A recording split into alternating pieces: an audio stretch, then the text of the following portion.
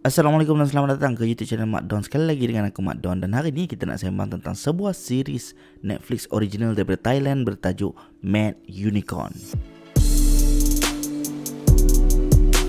Series 7 episod ni diinspirasikan daripada kisah benar Kom San Lee, founder kepada Flash Express, tetapi diubah sedikit, bagi dramatik sikit supaya kena dengan orang kata audience punya cita rasa. Dan aku boleh guarantee kat hampa, lepas hampa tonton episod 1 saja, hampa akan binge watch ke semua 7 episod tu dalam masa satu hari. So Mad Unicorn berkisarkan tentang Santi, seorang pekerja sand mining yang nekat untuk berhenti kerja demi mengubah nasib dia dan keluar daripada kemiskinan. Setelah idea berharga bilion baht dicuri oleh seorang CEO company lain, dia decide untuk buat satu startup company with the same idea, which is his own idea. Maka bermulalah kisah hidup Santi sebagai seorang CEO startup untuk cuba fight dengan sebuah company gegasi yang pakai idea sama macam dia. Dan bila kita bercerita tentang filem yang diinspirasikan daripada satu figura ni, aku rasa most filmmaker mereka nak orang turut inspire lah by that figure kan. Series ni ada benda tu. Bila kita tonton series ni, kita akan rasa macam kita nak ubah nasib hidup kita ataupun melakukan perubahan ke dalam diri kita ataupun ke atas diri kita. Dan series ni berjaya bagi aku hadirkan aku perasaan tu, Mak. Aku rasa macam memang aku nak ubah nasib hidup aku lepas aku tonton filem ni.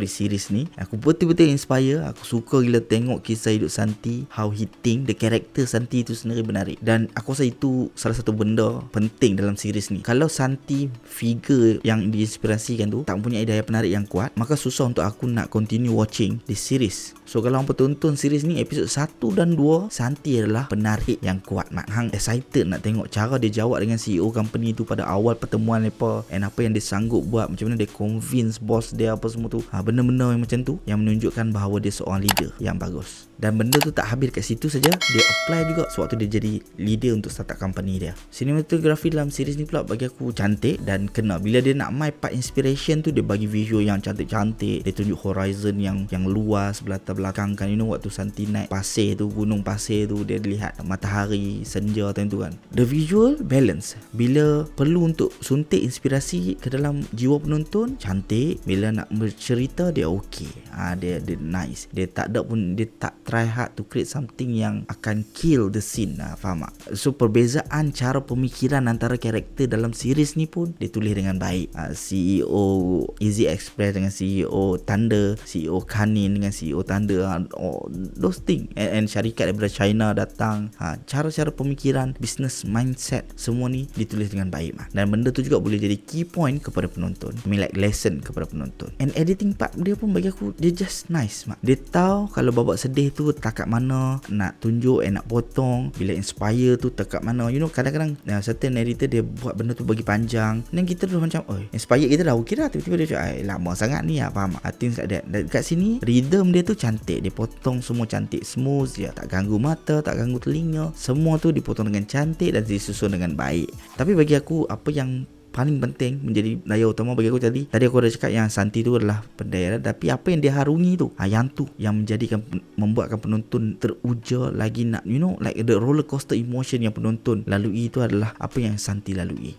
Apa yang dia lalui dalam series ni, ciri-ciri seorang leader, seorang businessman, you know, business mindset apa semua tu ditunjukkan dalam ni dengan baik melalui Santi. How he think of his feet. Bila berlaku masalah, dia cuba cari penyelesaian. You know, dia tengok apa yang customer ada masalah, dia cuba cari penyelesaian dengan melalui company dia. How to inspire dia punya staff, come up with new ideas. Dia tahu yang apa, in order to make money you have to burn money. Benda-benda macam tu. Campaign yang dia buat, how dia dapat idea untuk campaign tu, semua tu ditulis dengan baik, execute dengan lancar dan disunting dengan cantik. Ditambah pula, diadunkan pula dengan music score yang mengangkat babak-babak dalam series ni ke satu tahap yang lain. Memang, you know, you really inspired bila hang tonton tu jalan cerita dia, karakter dia, kemudian adun pula dengan music score yang memang elevate hang punya semangat tentu. Aku rasa semua perencah dalam series ni memang lengkap lah, Mak. Dan aku rasa untuk business business owner, product founder, sesiapa sahaja, head of department dalam sesebuah company ke, and kita pun yang mungkin tak ada apa, mungkin kita staff biasa kan, tapi kita pun nak agak tonton benda-benda ni, mungkin kita boleh apply dalam seharian hidup kita. So series ni memang sangat sesuai untuk semua orang, dan ini merupakan salah satu series terbaik daripada Thailand mak. And kalau hampa nak tonton, hampa boleh tonton series ni, ada dekat Netflix, jangan risau. Dan bagi apa yang dah tonton, apa pandangan hampa, drop dalam komen, share your thoughts. Jangan lupa subscribe gang, road to 10,000 subscribers. And this year memang aku kalau boleh memang nak cuba untuk capai 10,000 subscribers tu. Aku akan buat sehabis baik. Aku dah turun ke tempat-tempat penggambaran, and there are things yang aku cuba nak buat this year yang lain sikit daripada previous year. Yang tu aku akan umum dekat aku punya social media yang lain lah. Make sure juga hampa follow semua social media aku, so that hampa boleh up to date dengan apa yang aku nak cuba buat dan tengah buat mak. Kita jumpa lagi next video. Thank you for watching. Bye bye. ว่าใครจะร่วงก่อน